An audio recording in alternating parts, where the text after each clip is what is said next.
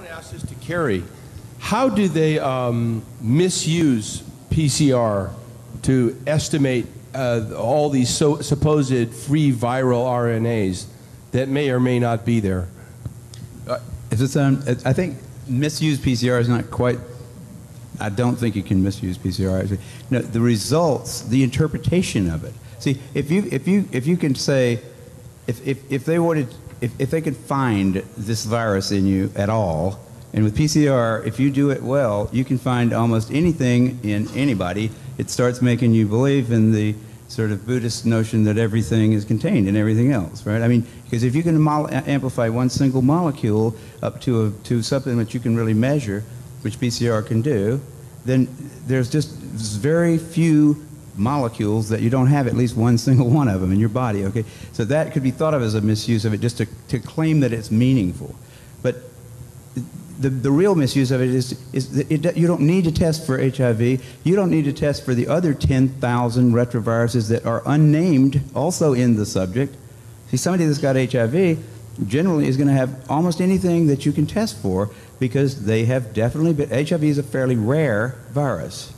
There's only 1 million of us out of 250, 300 million people in America that have that virus. So you have to get around, either your mother had to have it and pass it to you, or you have to really be paying a lot of attention to people that do have it and paying only attention to them and get a pretty good chance of getting it that way. It's hard to get it, but if you have it, there's a good chance you've also got a lot of other ones because you've been in the market for it's been possible for you to get a lot of. To test for that one and say that has any special meaning is what I think is the problem. Not that PCR has been misused. It's like.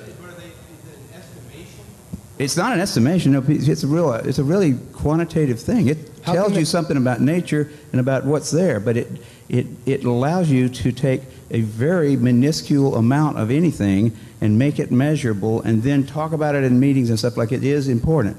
See, that's not a misuse. That's just sort of a misinterpretation. I read a paper by Duisburg in which he said even after all these PCR, this quantitative PCR, that if you just get down to a basic virological count, it's still 1 in 1,000 to 1 in 10,000. HIV in 1 to 1 in 1,000, 1 in 500 to 1 in 1,000 T cells.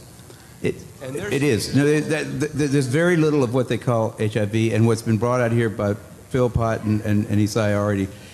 The measurement for it is not exact at all. It's not as good as our measurement for things like apples. An apple is an apple.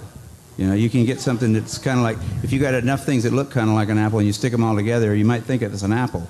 But and HIV is like that. Those tests are all based on things that are invisible, and the results are inferred in a sense. PCR is separate from that. It's just a process that's used to make a whole lot of something out of something. That's what it is. But it's not. It doesn't tell you that you're sick, and it doesn't tell you that the thing you ended up with really was going to hurt you or anything like that. That's why it's not. So even if you believe in HIV, it can't tell the difference between virus particles or active live virus. I mean, there's a lot of questions involved in this. Mm-hmm.